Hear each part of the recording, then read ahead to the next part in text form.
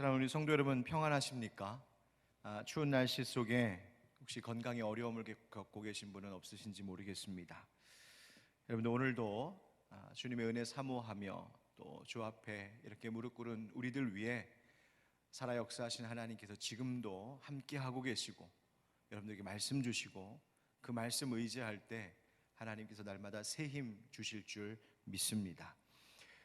지난 한 해 그리고 지금까지도 우리가 늘 빼놓을 수 없는 가장 우선되는 기도 제목 중 하나는 주님, 우리를 고쳐 주옵소서 하는 치료와 회복을 위한 기도일 것입니다.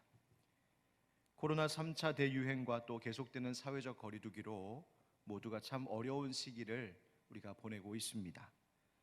국민들의 시름은 갈수록 깊어져 가고 이 긴 터널을 언제쯤이나 빠져나갈 수 있을까 그렇게 기다림이 큽니다. 뉴스 보도를 통하여서 들려오는 세상 소식은 지금 이곳저곳에서 일어나는 가슴 아픈 이야기들이 가득합니다. 모두들 고군분투하면서 어려운 때를 보내고 있으니 나 혼자 힘들다, 어렵다 그렇게 말하기조차 조심스럽고 또 그렇다고 당장 내 앞에 닥쳐온 현실의 그 답답함을 어디에 풀어놓기도 쉽지 않아서 몸도 마음도 많이 지쳐 있는 바로 우리들인 것 같습니다. 또 사회적 거리두기가 이제는 사회적 고립이 되어서 정서적으로 심리적으로도 그 어려움이 말로 닿을 수 없으실 겁니다. 하나님께서 속히 우리들을 이 땅을 온전히 고쳐주시기를 간절히 기도할 뿐입니다. 그리고 이 모든 어려움으로부터 자유하게 될 때까지 우리 서로가 서로에게 힘이 되고 또 위로가 될 수 있도록 항상 격려하고 돌아보고 중보의 기도를 멈추지 않는 우리 하늘빛 광성교회 모든 가족들 될 수 있기를 주님 이름으로 축복합니다. 저는 요즘 집안 살림하는 엄마 같은 마음으로 보내고 있습니다. 가정에서 자녀들이나 가족들이 아프거나 지쳐 있으면 엄마들은 어떻게 하면 우리 가족이 힘이 날까 이런저런 고민과 수고를 다 합니다.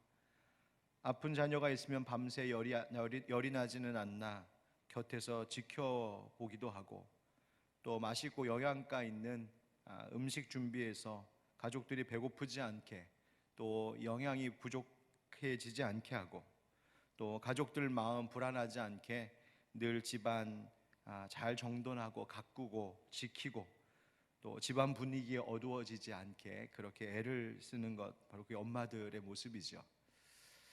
엄마가 병을 고쳐주는 의사는 아니지만 그런 엄마의 수고와 돌봄이 가족들의 마음을 편안하게 하고 또 가족들은 그 사랑과 수고에 의지하게 되죠. 그렇게 해서 그 아픈 시기를 잘 견뎌내게 되는 것입니다. 요즘 저도 그런 마음으로 하루하루 보내고 있습니다. 목사가 지금 할 수 있는 것, 또 해야 되는 것, 그저 우리 하늘빛 광성교회 가족들의 영혼이 굶지 않도록 영적으로 매일매일 먹을 말씀의 양식 준비하는 것, 또 직접 만나볼 수 없고 찾아갈 수 없으니 전화로 우리 믿음의 가족들 안부 묻고 나누는 것, 그리고 우리 영혼의 집 이 하늘빛 광성교회 잘 지키고 있는 것, 그래서 우리 교회의 가족들이 세상 밖에서 열심히 일하고 살아가실 때 그 마음이 불안하지 않도록 하는 것, 그래서 언제든 돌아올 영적인 내 집이 여기에 늘 든든히 있음을 느끼도록 하는 것, 그게 제 역할이라 생각하고 엄마 같은 마음으로 열심히 최선을 다하려 하고 있습니다. 여러분들 걱정 마시고요, 불안해하지 마시고 여러분 각자의 자리에서 최선을 다해 그리고 안전하고 또 열심으로 살아가시길 간절히 바랍니다. 여러분 그리고 계속 기도하고 있습니다. 주님, 우리 성도들 안전하게 지켜주시고 평안 주시고 그리고 우리들을 고쳐주시옵소서 기도하고 있습니다. 여러분들 각자의 자리에서 성실히 최선을 다해서 주님 안에서 하나님 앞에서 코람데오의 정신으로 살아가시다가 우리 다시 만날 수 있게 되는 그날 반가운 얼굴로 마주 보며 그렇게 하나님 찬양하고 기뻐할 수 있게 되기를 간절히 바랍니다. 여러분, 주님께서는 우리를 고쳐주시는 분이심을 믿습니다. 마라의 쓴물을 단물로 바꾸신 하나님께서는 그때 여호와 라파라고 하는 이름을 알려주심으로 하나님은 치료하시는 하나님이심을 우리에게 가르쳐 주셨습니다. 하나님 우리를 고치시는 분이십니다. 하나님의 아들 예수 그리스도께서도 이 땅에 오셔서 하신 일이 무엇입니까? 병든 자들 고치시는 일이었습니다. 눈먼 자, 말 못하고 못 듣는 자, 손 마른 사람, 중풍병자, 혈루병 걸린 여인, 열병으로 앓고 있던 사람, 나병 환자, 그리고 심지어 죽은 나사로까지 살리신 바로 예수님, 하나님의 아들이셨습니다. 주님은 그렇게 우리를 참으로 고치시는 하나님이십니다. 그런데 주님께서는 사람들을 고치실 때 그 육신만 치유하신 것이 아니었죠. 항상 몸을 고치시는 그 일을 통하여 주님은 그들의 영혼까지 고쳐주셨습니다. 죄에 묶여있던 영혼을 고쳐주시고 상처 입었던 영혼을 치료해 주셨습니다. 그래서 병을 고쳐주실 때 예수님께서 하셨던 말씀들은 네 믿음이 너를 구원하였다, 네 영혼이 구원을 얻었다 하신 말씀이었습니다. 즉 하나님의 관심은 우리의 몸을 고치는 것도 중요하게 여기시지만 정말 우리를 살게 하고 우리를 자유하게 하는 것은 우리의 영혼이, 우리의 심령이 고침받는 것이라는 것을 예수님의 치료의 사역들을 통하여 우리에게 보여주셨습니다. 이것이 얼마나 중요한지 예수님은 이렇게까지도 조금은 과격하게까지 들릴 정도의 말씀을 하셨습니다. 마태복음 18장 8절 9절 말씀에 만일 네 손이나 네 발이 너를 범죄하게 하거든 찍어 내버리라. 장애인이나 다리 저는 자로 영생에 들어가는 것이 두 손과 두 발을 가지고 영원한 불에 던져지는 것보다 나으니라. 만일 네 눈이 너를 범죄하게 하거든 빼어 내버리라. 한 눈으로 영생에 들어가는 것이 두 눈을 가지고 지옥불에 던져지는 것보다 나으니라. 아멘.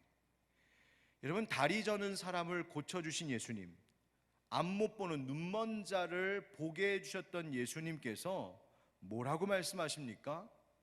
그 너의 발이, 너의 눈이 혹 범죄하게 되어서 영생에 네 영혼이 들어가지 못하고 영원한 불, 지옥의 영벌에 던져지게 될 것 같다면 차라리 그런 손과 발, 그런 범죄하게 하는 눈을 없애는 것이 낫다. 그렇게 해서라도 너의 영혼이 구원을 얻는 것이 더 나은 것이라고 말씀하셨습니다. 즉 우리의 몸 건강한 것, 우리가 치료받는 것도 소중하고 중요한 일이겠지만 주님은 바로 우리의 영혼에 큰 관심을 갖고 계시다는 겁니다. 코로나로 병든 이 세상을 우리가 겪고 또 바라보면서 교회들이, 그리스도인들이 늘 붙잡고 지금까지 의지해오는 아주 대표적인 말씀 구절이 있습니다. 역대하 7장 13절 14절 말씀인데요. 혹 내가 하늘을 닫고 비를 내리지 아니하거나 혹 메뚜기들에게 토산을 먹게 하거나 혹 전염병이 내 백성 가운데 유행하게 할 때에 내 이름으로 일컫는 내 백성이 그들의 악한 길에서 떠나 스스로 낮추고 기도하여 내 얼굴을 찾으면 내가 하늘에서 듣고 그들의 죄를 사하고 그들의 땅을 고칠지라. 아멘. 너무 귀한 약속의 말씀이죠.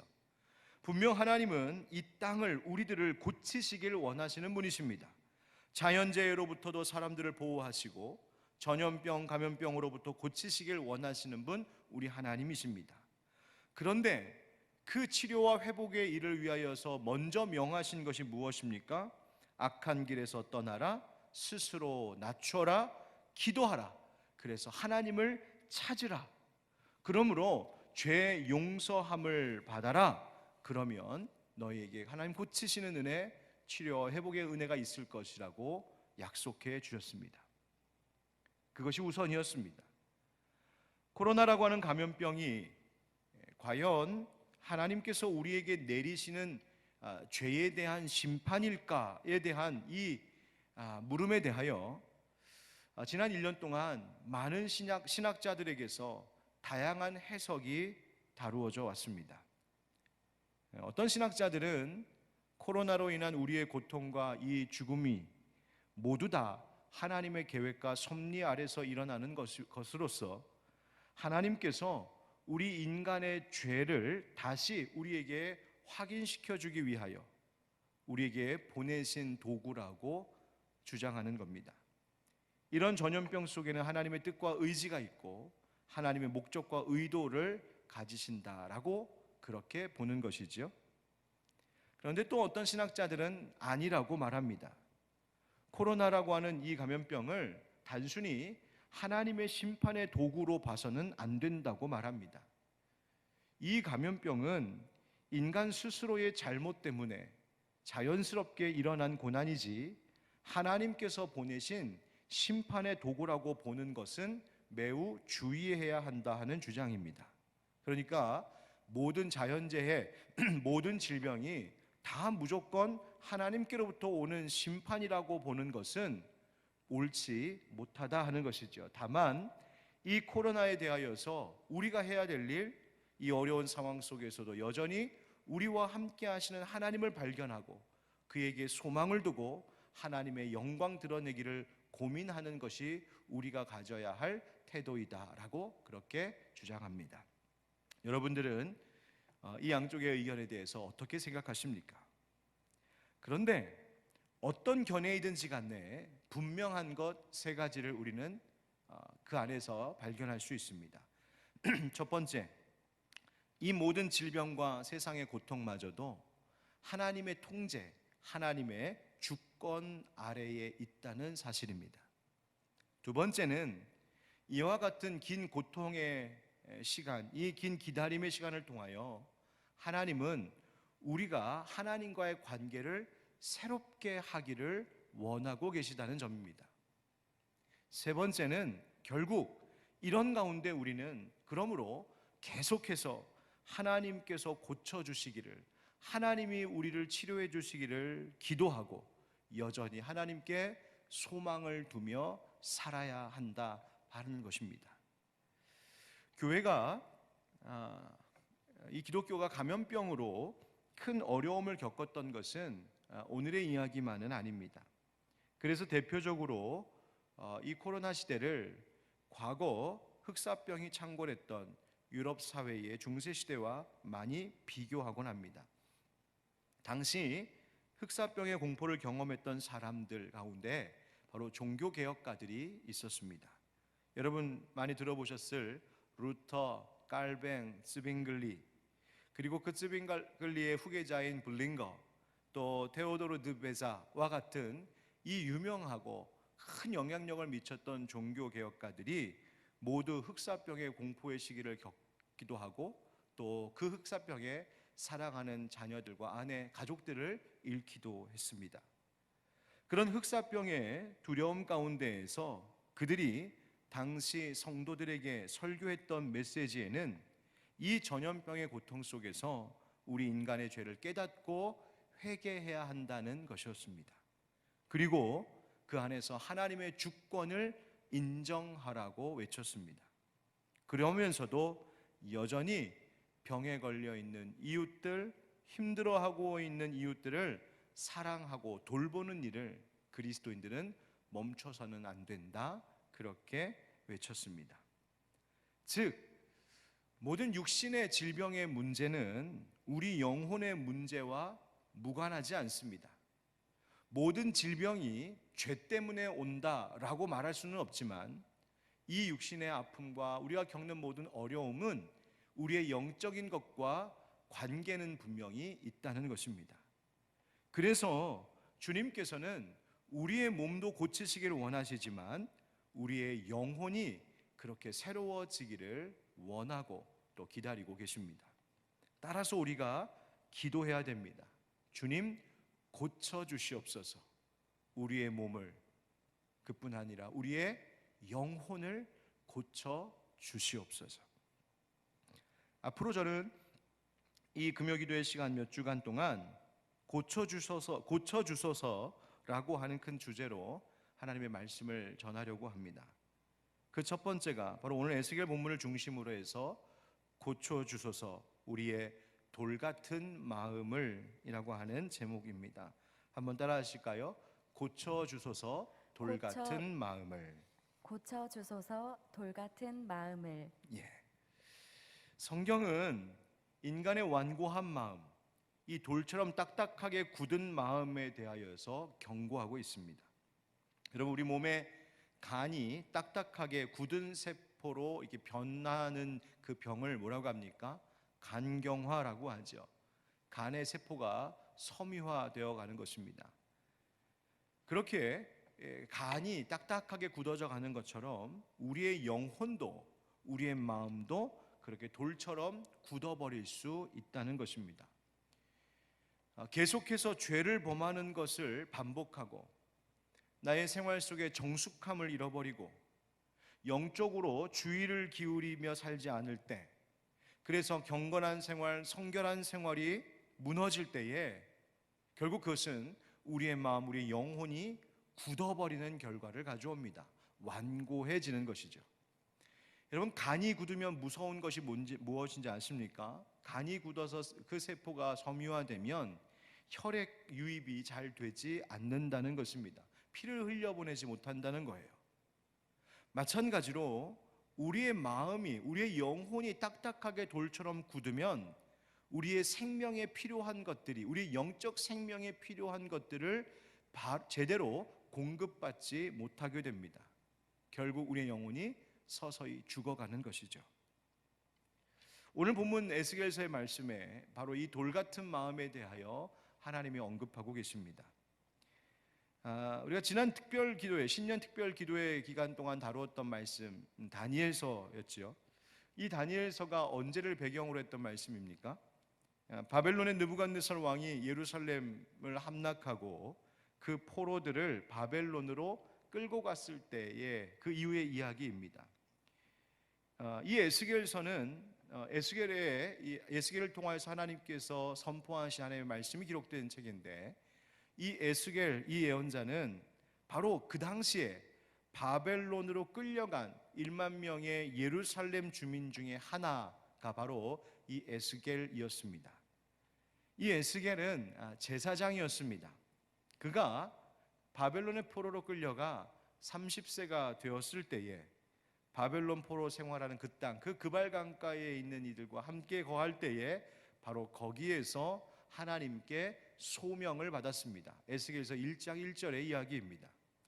그러니까 에스겔 선지자가 활동했던 때는 예루살렘이 멸망하고 끌려간 포로들이 바벨론에서 이제 포로 생활을 하기 시작했던 바로 그때였습니다. 그때 하나님께서 에스겔을 부르셔서 세우시고 그 주신 말씀을 대언한 그 말씀이 기록된 것이 바로 에스겔서입니다.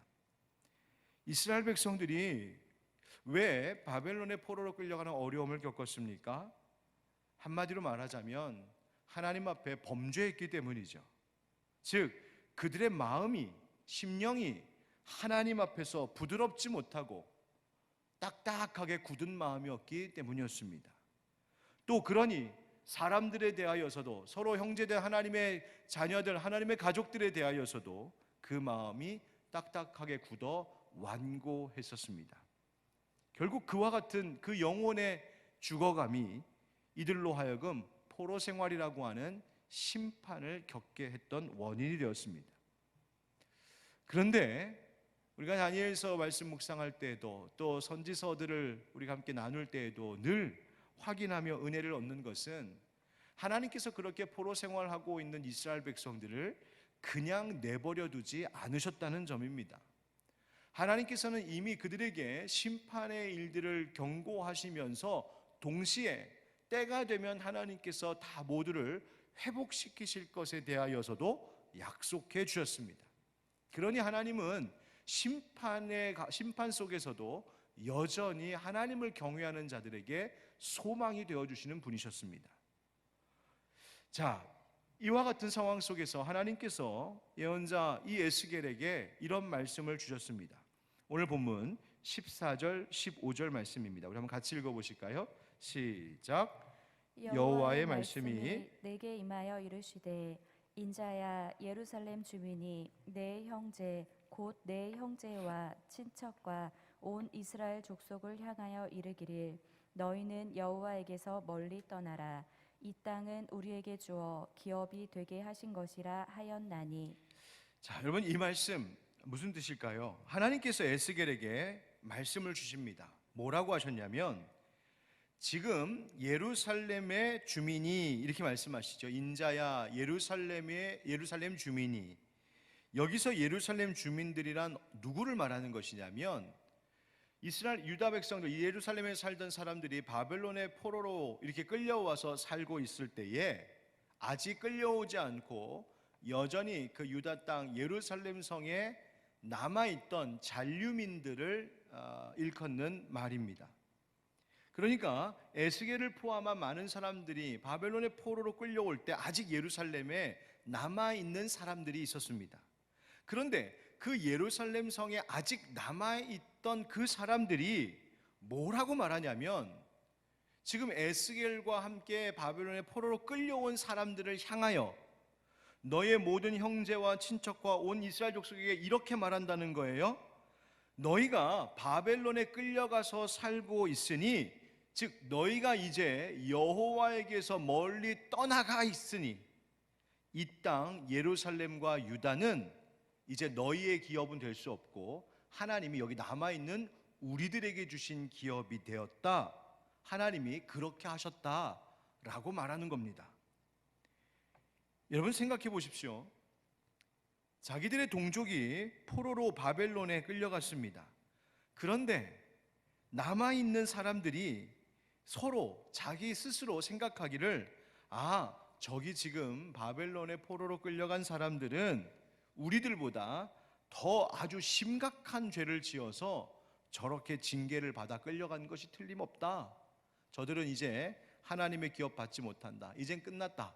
하나님의 복에서 저들은 멀어졌다. 이제 이 하나님의 기업 예루살렘 성은 우리의 기업이 되었다. 이렇게 교만한 마음으로 그 끌려간 바벨론 포로들에 대하여 경멸하는 마음으로 말한다는 것입니다. 여러분 이게 얼마나 가슴 아픈 소리입니까? 여러분 혹시라도 지금 이 코로나 시대에 여러분 가운데 뭐 그런 생각 가지실 분은 없으시겠지만 혹시라도 나는 코로나에 안 걸리고 저 사람은 코로나에 걸렸으니 이것이 누구의 죄가 크고 적고의 문제다. 나는 괜찮은가 보다. 나는 죄를 덜 지었나 보다. 여러분 그렇게 생각하시는 분 계십니까? 여러분 아닙니다. 그런 것 아닙니다. 행여나 조금이라도 그런 생각 가지시면 곤란합니다. 교만하고 어리석은 생각입니다. 여러분 우리는 하나님 앞에 다 똑같은 죄인일 뿐입니다. 예루살렘의 잔류민들이 그런데 이런 완악한 마음을 가졌다는 거예요. 그러니 이 사람들이 그렇게 교만하여서 완악한 말을 할 때에 이 말을 듣게 된 이 끌려온 바벨론 포로로 끌려온 유다 백성들의 마음에 무슨 생각이 들었겠습니까? 와, 정말 그런가? 저 사람들은 안 끌려오고 우리는 여기에 끌려왔으니 저 사람들은 이제 여호와의 기업 하나님의 복을 받는 자들로 남아있고 우리는 하나님의 복에서 이제 버림받은 존재들인가? 우리에겐 정말 이제 소망이 없는가? 우리는 이제 하나님의 거룩한 성전 그 성소에서 하나님 배우는 영광 우리는 다시는 볼 수 없게 된 걸까? 여러분 얼마나 마음에 실망과 낙심과 두려움이 밀려왔겠습니까? 그런데 그때 하나님께서 그 바벨론의 포로로 있으면서 동족들에게 참 그 비참한 이야기를 듣게 된 이 정말 안타까운 이 유다 백성들, 포로된 유다 백성들에게 하나님이 이렇게 말씀하셨어요. 16절 말씀을 우리 함께 읽어보겠습니다. 시작. 그런즉 너는 말하기를 주 여호와의 말씀에 내가 비록 그들을 멀리 이방인 가운데로 쫓아내어 여러 나라에 흩었으나 그들이 도달한 나라들에서 내가 잠깐 그들에게 성소가 되리라 하셨다 하고 아멘. 아멘. 하나님께서 뭐라고 하셨습니까? 비록 너희들이 먼 이방 땅들에 다 흩어져 지금 정말 비참한 포로 생활을 하고 있다 하더라도 너희들이 지금 저 잔류민들과 같이 예루살렘 성 안에 살 수도 없고 예루살렘 성전을 볼 수도 없다 할지라도 하나님께서 직접 이 포로 생활을 하고 있는 이방 땅에 흩어져 살고 있는 유대인들에게 하나님이 직접 그들이 있는 땅으로 찾아가셔서 하나님이 친히 그들의 성소가 되어 주시겠다고 약속하셨습니다. 여러분, 이것이 얼마나 놀라운 은혜의 약속입니까? 여러분, 하나님 정말 통이 크신 분이십니다. 너희들이 예루살렘 성전을 다시 볼 수 없게 되었고 너희들이 예루살렘에 돌아와서 살 수가 없다고 지금 근심하느냐, 두려워하느냐, 불안해하느냐, 너희들이 하나님의 복에서 이제는 멀어진 것 같아서 실망하고 있느냐, 걱정 말아라. 너희가 못 오면 내가 간다. 내가 직접 너희들이 있는 곳으로 가서 내가 너희의 성소가 되어 주겠다고 하나님 약속하고 계십니다. 예루살렘 성전을 그리워하면서 그 예루살렘 성전이 회파되고 그 예루살렘 성을 또한 그리워하면서 그 자신들의 본토로 돌아가지 못한 채 그렇게 슬픔 가운데 하루하루를 살아가고 있었을 그 고향 땅을 그리워하고 있는 이 유다 백성들에게 너희들 걱정하지 마. 예루살렘 성전이 무너졌다고, 예루살렘 성으로 돌아갈 수 없다고 너희들 걱정하지 마. 내가 너희들의 성소가 되어줄게. 내가 너희들에게 찾아가서 너희와 함께 있어줄게. 하나님 약속하신 것입니다. 여러분, 지금 우리의 형편에 얼마나 위로가 되는 말씀인지 모릅니다. 코로나 때문에 교회를 올 수 없는 지금입니다. 아마 설 연휴까지도 지금의 사회적 거리두기가 계속되고 되지 않을까 싶습니다. 그런데 여러분, 걱정 마십시오. 불안해하지 마십시오. 하나님께서 여러분들이 계신 그곳에 직접 가셔서 하나님이 친히 여러분의 성소가 되어주시겠다고 약속하십니다. 하나님이 직접 여러분들이 계신 그 가정으로, 하나님이 직접 여러분들이 일하시는 그 일터로 찾아가셔서 하나님이 직접 예배당 되어주신다고 약속하시는 것입니다. 예수님도 그렇게 하지 않으셨습니까? 우리가 갈 수 없으니, 우리가 하나님 나라, 그 영광스러운 나라, 하나님의 의의 자리에 우리가 이를 수 없으니 하나님의 아들이신 예수님께서 이 땅에 직접 찾아오셔서 우리의 성소가 되어주신 분, 그분이 바로 예수 그리스도 아니십니까? 여러분, 하나님께서는 하나님 당신의 자녀들이 어디에 있든지 그들에게 찾아와 주셔서 그들의 거룩한 성소가 되어주시고 거기서 만나주시고 위로하시는 분이 바로 우리의 하나님 아버지이십니다. 지금 예배하고 계신 우리 모든 성도들의 심령에도, 가정에도, 일터에도 실망하고 낙심하고 두려워하고 있는 여러분들의 삶의 그 자리에 하나님이 직접 가셔서 여러분들 만나주시고 위로해 주시고 하나님이 지켜 보호해 주시는 줄 믿습니다. 하나님께서 이와 같은 첫 번째 약속을 그들에게 주셨습니다. 그리고 주신 두 번째 약속이 무엇이냐면 17절입니다. 우리 17절 같이 읽겠습니다. 시작. 너는 또 말하기를 주 여호와의 말씀에 내가 너희를 만민 가운데 모으며 너희를 흩은 여러 나라 가운데에서 모아내고 이스라엘 땅을 너희에게 주리라 하셨다 하라. 아멘. 여러분, 이 말씀의 약속이 뭡니까? 하나님께서 모든 백성들을 다시 모으시겠다고 하시죠. 그리고 다시 이스라엘 땅을 너희에게 주겠노라 하고 계십니다. 이 약속 실제로 이루어졌습니다. 유다 백성들이 하나님이 정하신 그 70년의 때가 되자 다시 포로의 땅에서 자신들의 본토로 돌아오는 놀라운 구원, 회복의 역사가 있었습니다. 그리고 하나님은 지금도 우리에게 약속하십니다. 이스라엘 백성들을 다시 모아서 다시 그 땅에 돌아오게 하셨듯이 우리도 하나님께서 다시 모으시고 우리를 다시 건강하게 하시고 회복시키시고 다시 주님의 성전으로 오게 하시는 그날이 반드시 있을 줄 믿습니다. 하나님 고치십니다. 하나님 우리의 모든 일상을 회복시키실 겁니다. 이것이 하나님의 약속입니다. 자, 그런데 이 하나님의 약속, 이 소망의 일들이 우리 가운데 이루어지도록 하나님께서는 그의 백성된 성도들에게 기대하고 계신 바가 있습니다. 오늘 성경은 거기서 18절에 먼저 이렇게 말합니다. 그들이 그리로 가서 그 가운데의 모든 미운 물건과 모든 가증한 것을 제거하여 버릴지라. 아멘.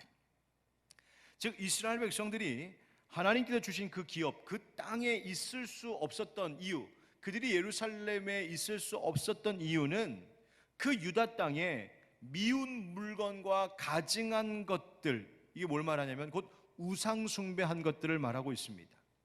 바로 그 우상 숭배, 하나님이 아닌 다른 것을 섬기고 경외하고 경배하고 더 사랑했던 그것들이 거기에 있었기 때문에 하나님께서 그들을 거기에 두실 수 없었다는 것이죠. 너희들이 그 가증한 것들, 하나님 보시기에 미운 것들 버리지 않으면 차라리 거기서 너희들을 빼내어 하나님밖에 의지할 수 없는 환경 가운데로 두셨다 하는 것입니다. 여러분, 이스라엘 백성들이 예루살렘 유다 땅에 있을 수 없었던 것, 그것은 그들이 하나님 앞에 범죄한 심판이기도 했지만 영적으로는 그들을 오히려 우상 숭배로부터 지켜내시기 위하여 하나님께 범죄한 백성의 자리에서 빼내어 이제는 비록 포로의 신분일지라도 이방의 땅일지라도 하나님밖에 의지할 수 없는 환경 가운데로 두시는, 사실은 그들의 영혼을 살리시는 일이었다는 것입니다.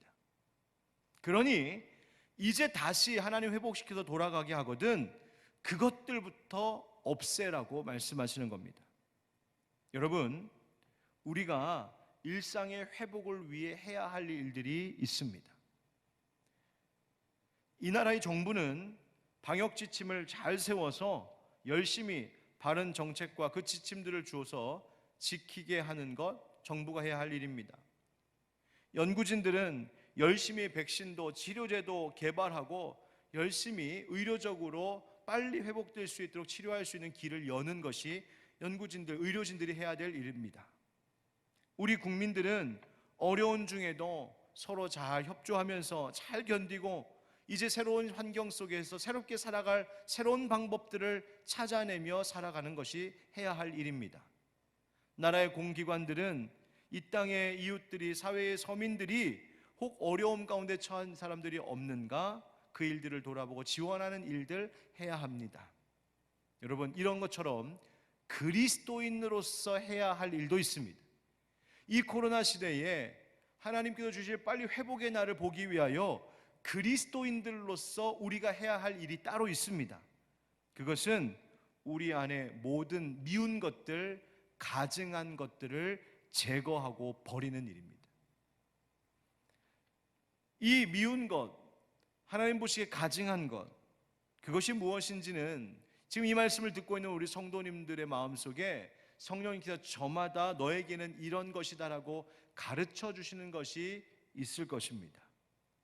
그것이 무엇이든지 간에 하나님 보시기에 미운 것, 하나님 보실 때 가증스럽게 여겨지는 것들이 있다면 그것 제거하고 버리는 일 있어야 우리의 일상이 하나님의 은혜로 치료되고 회복되게 됩니다.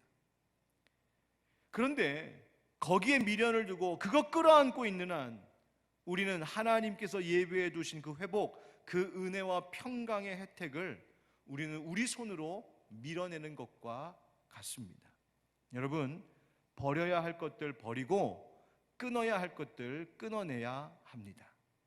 그렇게 하면 하나님께서 우리에게 그 대신 새롭게 주실 것이 있다고 말씀하십니다. 19절입니다. 19절 같이 읽겠습니다. 시작.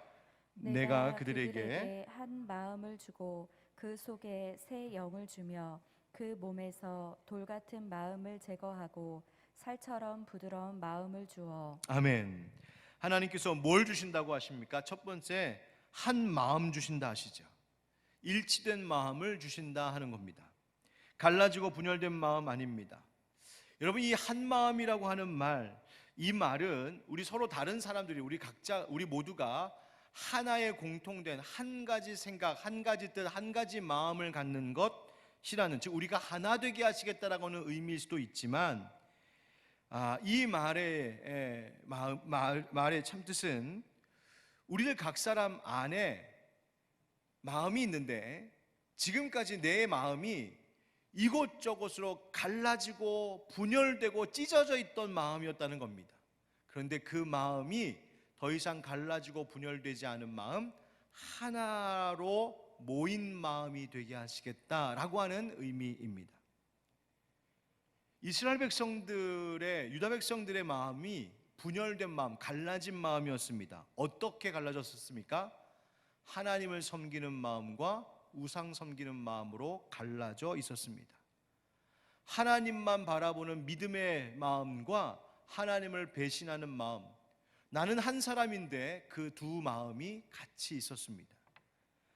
우리의 마음이 겸손과 교만, 그 양쪽으로 갈라지기도 합니다. 우리의 마음이 영원한 복과 세상이 주겠다라고 하는 세상적인 복 사이에서 갈라지기도 합니다. 우리의 이 마음이 하나님과 돈으로 양갈래로 찢어지기도 합니다. 우리의 마음이 하나님 주신 하늘의 상급과 세상 사람들이 주겠다 하는 영광, 그 두 개로 갈라지기도 합니다. 십자가의 길과 세상 즐거움으로 그 마음이 나뉘기도 합니다. 그래서 그 갈라지고 흩어진 마음이 이렇게도 갔다가 저렇게도 갔다가 우리의 영혼이, 우리의 중심이 갈팡질팡 오락가락 하는 것이죠. 그 마음이 그렇게 여러 갈래로 나뉘어져 있었던 상태, 바로 그것을 뭐라고 말하냐면 근심이라고 말하고 염려함이라고 말하는 겁니다. 마음이 하나로 모아지지 않은, 그리고 그것은 결국 우리의 마음을 돌처럼 굳어버리게 하는 겁니다. 그런데 하나님께서 회복시키실 이스라엘 백성들에게 약속하시기를, 너희들 그렇게 갈라져 있던 마음, 흩어져 있던 마음, 그래서 근심하기도 하고 낙심하기도 하고 결국 이렇게 바벨론의 포로로 끌려오기까지 심판의 대상이 되었던 그 마음, 하나님께서 한 마음 되게 하시겠다. 어떻게? 오직 하나님만 의지하고 오직 하나님만 사랑하고 오직 하나님만 섬기는 그 마음으로 한 마음 되게 하시겠다 말씀하신 것입니다. 여러분 기억하십시오.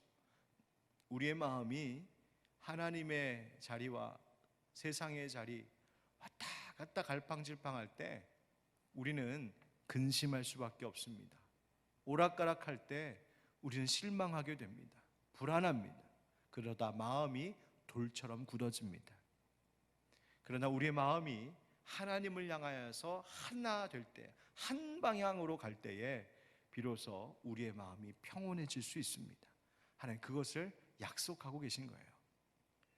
두 번째로 하나님 뭘 주신다고 말씀하시냐면 오늘 19절 말씀에 그 속에, 그 한마음 된 그 속에 새 영을 주신다. 하나님을 향하여서 우리의 마음을 전념할 때, 하나님을 향하여서 우리의 마음을 집중하며 하나님만 온전히 바라볼 때 새 영을 주시겠다 했습니다. 이 새 영이란 바로 성령님을 부어주시겠다는 것입니다. 성령으로 충만하게 하시겠다. 그러니까 이제까지 우리의 삶이 육신의 즐거움 위하여서 쫓아다니고 세상 것 위하여서 쫓아다니고 세상의 온갖 것들과 우리의 육신의 편안함이 나를 지배하고 다스리려고 했었던 인생이 끝나고 하나님 이제 성령으로 충만케 하심으로 이제는 내 안에 내주하시는 성령 하나님이 내 삶을 다스리시도록, 성령 하나님이 나를 붙들어 주시도록, 성령 하나님이 나와 우리의 가족과 우리의 교회를 성령 하나님께서 이끌어 가시도록 하나님의 새 영을 우리에게 부어주시겠다. 하나님께서 준비하고 약속하신 일입니다. 그 다음 세 번째 19절에 보니까 그 몸에서 돌 같은 마음을 제거하고 살처럼 부드러운 마음을 주시겠다 약속하십니다. 돌 같은 마음 제거하고 살처럼 부드러운 마음 주신다. 강팍한 심령, 완고한 심령, 고집스러워서 하나님의 마음과 뜻이 하나도 들어갈 수 없을 만큼 그렇게 딱딱하게 굳어져 있는 그런 마음, 그 굳어져 버린 양심이 아니라 하나님께서 부드러운 마음 주시겠다는 것이죠. 온유한 마음입니다. 이 온유한 마음은 어떤 마음일까요? 하나님에 대해서 민감한 마음입니다. 하나님의 뜻을 잘 헤아릴 수 있도록 늘 깨어있는 마음입니다. 하나님께서 싫어하시는 그 미운 것과 가증한 것들, 그 죄에 대하여 애통해 할 줄 알고 그 죄가 있을 때 그것 때문에 괴로워할 줄 아는 마음. 이전까지는 죄를 지어도 그것이 반복되다 보니까 하나도 내게 그것이 아픔이 되지 않고 고민이 되지 않았던, 그렇게 돌처럼 딱딱하게 굳어져 있던 마음이었는데 하나님이 한 마음 갖게 하시고 새 영을 부어주시니 이제 그 마음이 작은 죄에도 아파하고 작은 죄에도 애통해하고 참여할 줄 아는 그 마음, 하나님이 기뻐하시는 것에 대하여 내가 전심으로 헌신하고 충성하는 그런 마음, 바로 그 마음을 하나님께서 주시겠다 하시는 것입니다. 바로 이와 같은 마음이 하나님께서 주시는 하나님의 기업을 얻게 하시는 것이라고 약속하십니다. 여러분, 예수님께서 마태복음 19장 14절에 이런 말씀하셨죠. 예수께서 이르시되 어린 아이들을 용납하고 내게 오는 것을 금하지 말라. 천국이 이런 사람의 것이니라 하시고. 아멘. 여러분, 천국이 어린아이의 것이라고 하십니다. 어린아이와 같은 사람들, 그 어린아이와 같은 것이 무엇입니까? 결국 그 부드러운 마음입니다. 어린 아기의 살결과 같이 그렇게 부드럽고 온유한 마음, 나 스스로는 의지할 힘이 없고 나는 지혜가 없으니 나는 어른들, 바로 내 엄마 아빠만 쫓아다니겠습니다 라고 하는 그 어린아이의 그 마음처럼 우리가 굳어진 마음으로 사는 것이 아니라 부드러운 마음으로 하나님만 나는 바라봅니다 라고 살아갈 때 그 어린아이와 같은 믿음 가진 자들에게 하나님이 천국을 약속하시는 겁니다. 이런 은혜를 준비하고 계신 하나님께서 우리에게 원하시는 것이 있습니다. 그러므로 이렇게 함으로 하나님께서 하고자 하시는 목적이 무엇일까? 우리 20절 말씀을 같이 읽겠습니다. 20절 시작. 내 율례를 따르며 내 규례를 지켜 행하게 하리니 그들은 내 백성이 되고 나는 그들의 하나님이 되리라. 아멘. 여러분, 이 약속이 무엇입니까? 하나님이 처음 이스라엘 백성들과 언약 맺으셨던 그 내용입니다. 그들은 내 백성이 되고 나는 그들의 하나님이 되리라. 하나님이 원하시는 건 이것입니다. 하나님의 목적은 여기에 있습니다. 우리에게도 마찬가지 아니겠습니까? 네가 처음 하나님을 사랑하며 하나님을 알았던 그때, 네가 처음 예수님 만나고 예수님 때문에 감격하며 이 세상이 달리 보이기 시작했던 그때, 우리 그렇게 서로 사랑하고 나는 평생 하나님만 바라보며 살겠노라고 다짐하고 결단했던 그 어린아이와 같은 신앙을 가졌던 바로 그때, 나는 그때가 너무 그립다고, 이제 그때로 다시 너를 회복시키길 원하신다고 하나님께서 우리에게 지금 말씀하고 계신 것입니다. 그렇다면 이것이 하나님의 목적이라면 하나님의 이 목적과 계획에 맞도록 우리도 결단해야 될 텐데, 바로 그렇게 될 때 비로소 하나님이 우리를 고쳐주시고 우리의 굳은 마음을 새롭게 하시는 그 은혜가 부어지는 것입니다.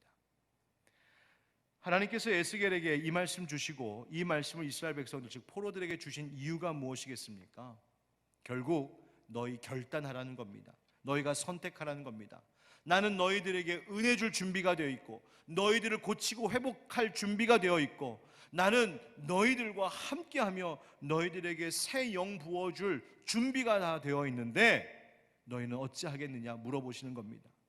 내가 너희들의 어려운 삶의 현장에 찾아가서 내가 너희의 성소가 되어주겠고 너희를 다시 회복의 자리로 돌아오게 하시고 너희들에게 한마음 새영 부드러운 마음 줄 것인데 너는 어떻게 하겠느냐고 하나님께서 우리에게 묻고 계십니다. 사랑하는 성도 여러분, 여러분 어떻게 하시겠습니까? 우리가 고쳐주시옵소서 하나님 앞에 간절히 구하면서 여전히 우리 안에 하나님 보시기에 미운 것, 가증한 것들 버리지 않고 붙들고 있는 모습 없습니까? 하나님 우리를 빨리 고쳐주시고 회복시켜 주십시오 기도하면서 여전히 우리 안에 완고한 마음, 돌처럼 굳은 마음 회개하지 못하고 여전히 그렇게 하나님 앞에 우리 혹시 고집스럽게 살아가고 있지는 않습니까? 심지어 우리를 고쳐주시옵소서 하면서 다른 사람들에 대하여서 우리가 정죄하고 나만 괜찮은 것인 양 교만한 마음 갖고 있지는 않습니까? 여러분, 우리가 하나님의 백성, 하나님은 우리의 하나님이 되시고 나는 하나님의 백성답게 살겠습니다 라고 하는 이 하나님의 계획과 목적에 따라 우리도 선택하고 결단해야 할 때입니다. 지난 12월 어느 한 신문 기사에 이런 기사가 실렸더군요. 서울 아산병원이 800번째 심장 이식 수술에 성공했다라고 하는 참 놀라운 그 업적의 소식이 실려 있었습니다. 1992년 11월에 국내 최초로 심장 이식 수술을 성공했는데 그 이후 28년 사이에 800명의 사람들이 뇌사자의 심장을 기증받아서 새로운 생명을 얻게 되었다 하는 소식입니다. 한 병원, 아산병원에서만. 여러분, 그 심장을 이식받은 800명의 사람들은 아마 그들의 새로 얻게 된 그 생명, 평생을 나에게 심장을 기증해준 그 기증자를 기억하면서 그 고마운 마음으로 그렇게 살고자 했을 것입니다. 보통 설교를 말할 때 설교는 설교자의 심장을 듣는 청중들에게 이식하는 것이라고 말하기도 합니다. 설교자의 마음, 설교자의 그 뜨거움을, 그 심장을 듣는 이들에게, 성도들에게 심장을 이식해 주는 것이 설교다. 그런데 여러분, 우리에게 최고의 심장을 이식해 주신 설교자가 있습니다. 그냥 말로만 한 것이 아니라 삶의 전부로 심장을 이식해 주신 가장 위대한 설교자가 계십니다. 바로 십자가에서 죽으신 예수 그리스도이십니다. 우리는 그분의 심장을 이식받아 살아가는 사람들입니다. 돌처럼 굳어있던 마음을 제거하시고 딱딱하게 화인맞아 하나님의 마음이 전혀 들어오지 못했던 그 굳어진 그 심장을 제거하시고 온유한 예수님의 심장을 우리에게 이식시켜 주신 은혜 받은 사람들입니다. 우리에게 이식된 예수님의 심장은 어떤 것입니까? 마태복음 11장 29절에 주님 말씀하시기를 나는 마음이 온유하고 겸손하니 나의 멍에를 메고 내게 배우라. 그리하면 너희 마음이 쉼을 얻으리라 말씀하셨습니다. 사랑하는 성도 여러분, 이 코로나 어려운 시대에 예수님의 심장을 이식받은 우리들, 돌같은 마음 제거하시고 예수님 마음 주신 우리들, 이제 그 예수님의 마음으로, 그 온유한 마음, 그 겸손한 마음으로 살아가는 사람들이 이 시대에 필요합니다. 이 코로나 시대를 우리가 함께 이겨나갈 수 있는 힘은, 일상의 이 회복과 치유의 때를 앞당길 수 있는 힘은 우리 그리스도인들이, 우리 하늘빛 광성교회 성도들이 각자의 자리에서 내게 심장을 이식해 주신 예수님 앞에 감사하며, 하나님, 나는 이제 내 옛 굳어진 돌같은 심장으로 살아가는 것이 아니라 예수님의 심장, 예수님의 마음으로 살겠습니다. 그렇게 또 살아가는 자들을 통하여 하나님이 이 땅에 회복과 치료의 때를 앞당겨 주실 줄 믿습니다. 우리 성도들이 그렇게 예수님의 마음으로 살아가는 우리 모두가 되기를 우리 주님의 이름으로 간절히 축원드립니다. 아멘.